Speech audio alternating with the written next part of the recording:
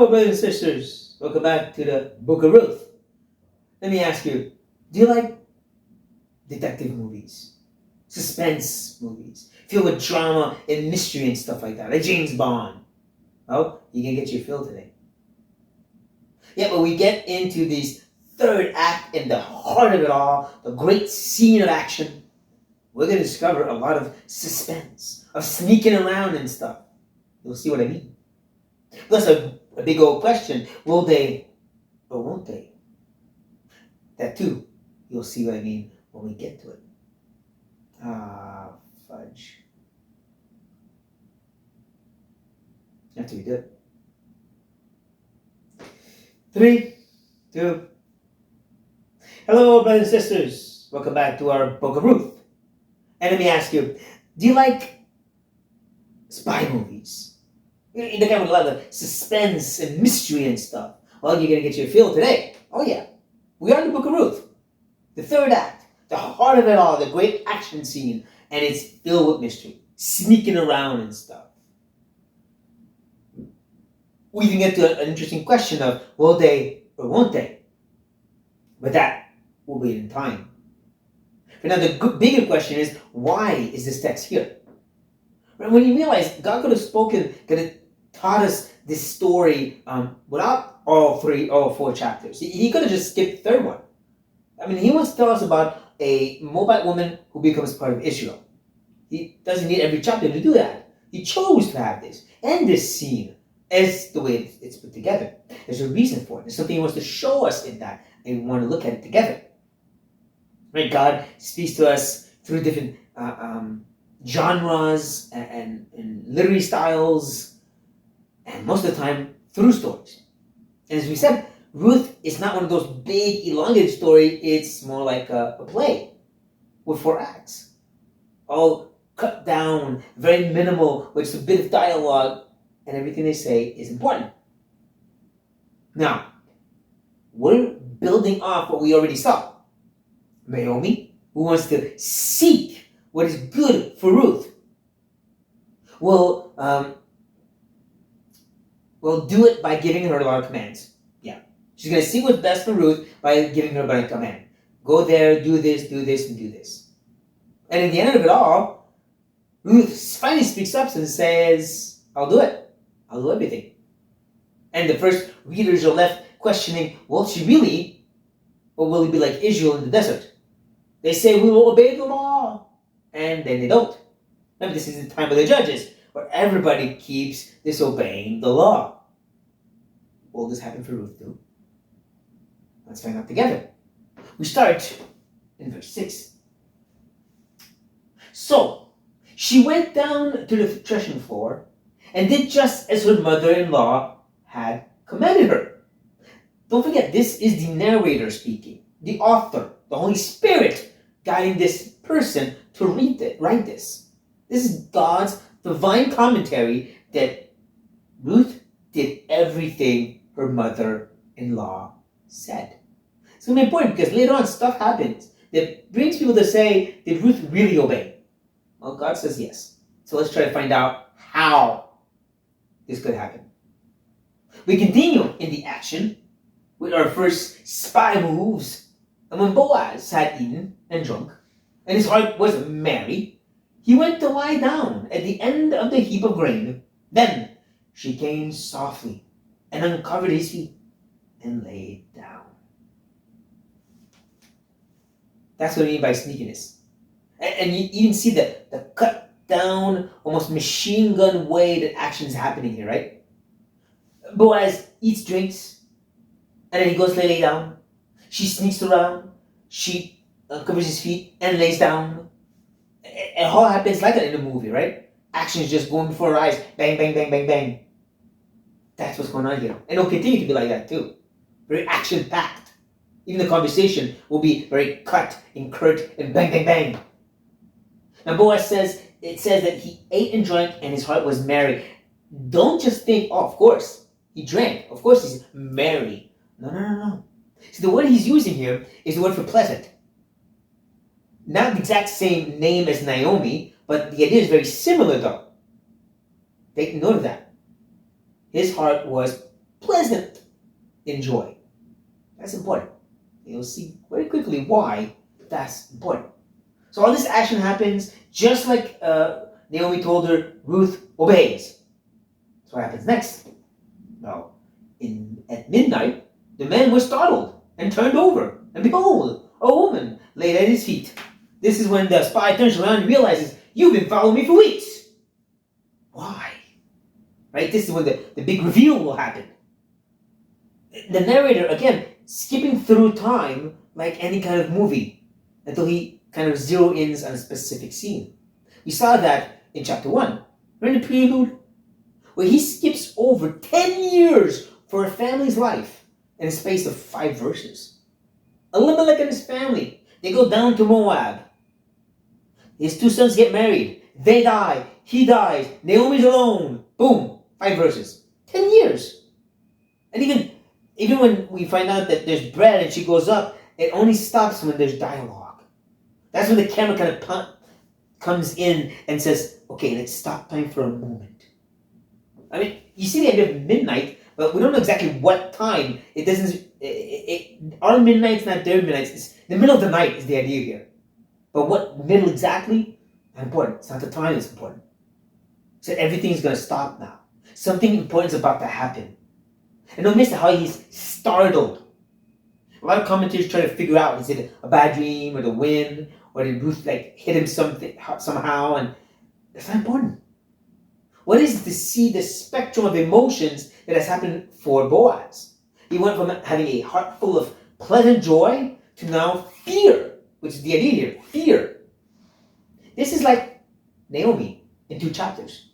She goes from being Mara bitter to Naomi pleasant in a space of 2 chapters, and all because of God's interference. And the same thing happens here. Boaz goes from much joy because of everything he has to fear, and all because the Lord intervened through the action of Ruth. Another question we want to ask ourselves is that one that I asked in the beginning. Will they or won't they? We have to remember the story of Moab itself. How did it start? When Lot was made drunk by his 2 daughters, and they slept with him and had babies through that, there comes Moab and the people of Ammon. Well, here's Boaz who's drunk. Ruth at his feet, a Moabitess. Will she try to get herself pregnant and then force him to marry her? Or will something far more beautiful come out of it? Of course, we all know the story of that, right? Something far more beautiful comes out of it. But as the first reader, you're thinking, oh, what is she doing? But like I said, we want to ask ourselves, will he come back to that place of pleasantness? Let's discover that together. He said, who are you? And she answered, I'm Ruth, your servant. Spread your wings over your servant, for you are a redeemer. I hope you see again how cut the answer of Ruth is, how cut down, a bit like automatic firing, right? I'm Ruth, I'm a servant. Spread your wings, you're my redeemer. She is Ruth, the servant? Isn't she Ruth the Moabitess? Right? We keep seeing that over and over again. But she presents herself as the servant. No more the stranger. The servant were those from Israel who was working in the field. The one that Ruth was to engage with, be covenanting with. Right? Forgetting the word here, but connecting to. The same way she connected with Naomi. Right? The same way that she, sorry I'm forgetting the word here, but connected to Naomi, she connected to the servants. And then later on, when it was time for the meal, Boaz said, come close. And she didn't just come close, she sat right next to the servants, showing how she wants to be part of Israel through the narrator's words. Here she's saying basically, I am a servant like all the other Israelite servants. And we see that because she says, you're my redeemer. She's a Moabitess. She doesn't fall under the Mosaic law. So the Mosaic law was for Israelites. Israelites, women were to be protected by this part of the law. Where if she was left a widow, and without the ability to own land, somebody could marry her, and through them, she could have land. But that's for an Israelite who had land that God gave to. Moabites or people from other nations who would kind of marry into it had nothing. So there was no redeeming them in that sense. But she says, yeah, you can. Because she's part of Israel. She's grafting herself to that living tree. Don't miss that. So she's asking Boaz to spread his wing on her. The same way Naomi remembered her prayer from chapter 1 and wants to fulfill it. Well, now Ruth is saying, Boaz, how about you fulfill your prayer in chapter 2 of God putting his wing over me by you doing it? This is where some people kind of get all bogged down and say, she's not obeying Naomi. Naomi said, you go to Boaz and you wait for him to tell you what to do. She's telling him what to do. And this is where I say, I don't fully agree. Remember, we saw in chapter 2 how Naomi's the one that left everything, including her family, to follow Yahweh.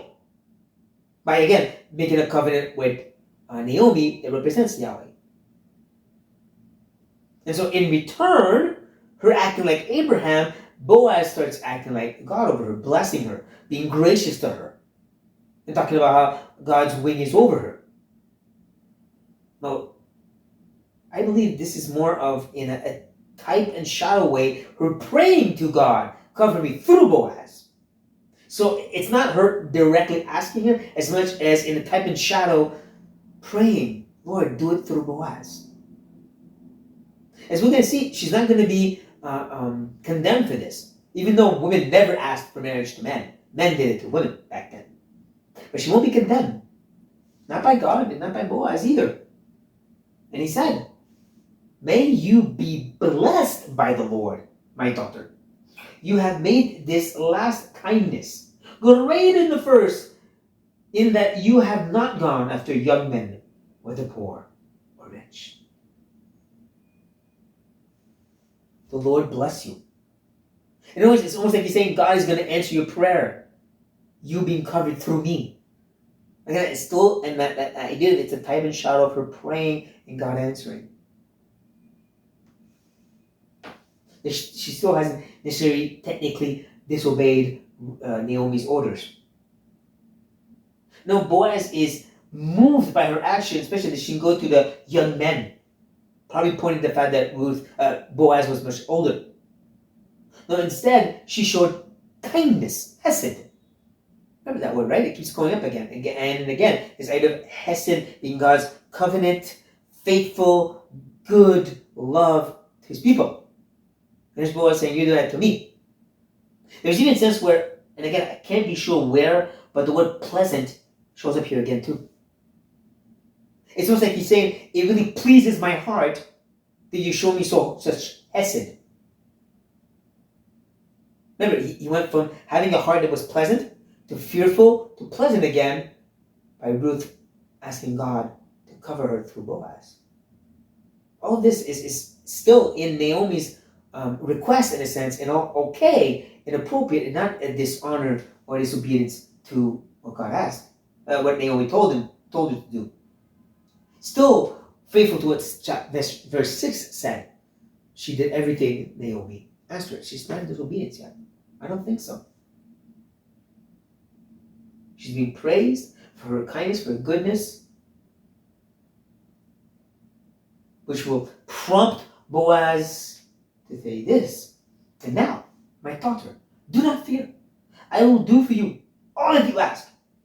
For all my fellow townsmen know that you are a worthy woman. Again, the idea of the word, my daughter. Don't be worried, my daughter. Your prayers will be answered. Right? I will do all you've asked. Doesn't seem wrong, does it? Doesn't seem like she's trying to force something on Boaz, going against Naomi's plans. No. It's more God saying, you've asked me and I will answer you, my daughter, through Boaz. Because the fellow townsmen, more specifically, the people at the gate, knows that you're a virtuous woman. That should make you think of Proverbs 31. That virtuous woman who's praised at the gates because of how hard she works. There's probably a sense where whoever wrote Proverbs 31 was thinking of Ruth. I was thinking of Ruth because she's way before the time that was written. So, yeah, it probably points back to her. In a sense, at least. Yeah, so Boaz is really focused on doing this for her. But this, though, brothers and sisters, this is where in our action movie, in our spy movie, where everything seems like it's going to be okay, there is a bump in the road. There's drama that's about to happen. There's a difficulty about to show up. Boaz adds, "And now it is true that I am a redeemer, yet there is a redeemer rather nearer than I." Dun, dun, dun. Everything should be fixed, but there's still that guy to take care of. Oh no. I notice how this guy doesn't get a name. He'll never get a name, not even in chapter 4. He's just going to be that guy. Because he's not important. And I want to say this in a mean way, but these bumps in the roads, these secondary causes and ways by which God brings his plan forward are not to be focused on so much. I think there's a sense of that here. Yeah, he's real and he matters. Of course, he's a human being, but in another sense, it's the bump in the road in God's great plan of putting these two together. I think it's a good reminder of that he never gets a name. Sorry. But what about Naomi saying, "Do everything Boaz asks of you"? Well, we're about to see it now. As we end our passage, it says, "Remain tonight, and in the morning, if he will redeem you, good, let him do it. But if he's not willing to redeem you, then, as the Lord lives, I will redeem you. Lay down until the morning." I hope you see how it starts and ends with the idea of stay here until the morning. He tells you what to do. He's going to say later on too, okay, go back home and wait. That's it. So what Naomi said is about to happen. Do everything Boaz tells you, which is wait here and then go home and then wait. So she will do everything that Boaz asks of her.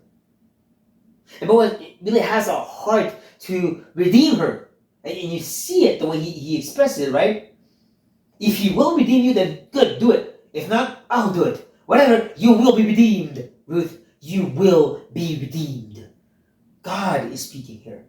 God is encouraging Ruth that she will be part of Israel and part of the redeemed people of God. Beautiful, right? Especially he swears, as the Lord lives. That's a way of swearing back in the Old Testament. Making a vow, if you will. As the Lord lives and he sees us, I will do such and such. It's a vow Boaz is doing. All led by the Spirit to say, Ruth, you'll be redeemed. It will be done. Don't worry. Yeah, so again, I don't see how we could say Ruth didn't do everything Naomi asked of her. On the contrary, she did, while still believing that in God's economy there is a place to ask. In this relationship with our Heavenly Father that provides for us and cares for us, there's still a reality of asking. Sometimes we wrestle with that. If God knows everything and He loves me, why should I ask? Well, here's a story that shows us that. Even though Naomi said it will be taken care of, Boaz will know what to do, she still asked. There's still a place for her to ask. In God's great plan, He says, keep bothering me. Keep coming to me in the name of my Son, hiding in Him and trusting in me. Casting your cares upon me because I cared for you. There is a place for asking in God's great plan. And we should remind ourselves of that over and over again, dear brothers and sisters. This part of the story reminds us of that and this great work of redemption that God has done. This work where we are redeemed because of Christ. And we are taken care of. We can trust in that. There's a place to ask and to wait upon the Lord. It has been encouragement for you, dear brothers and sisters. Be blessed.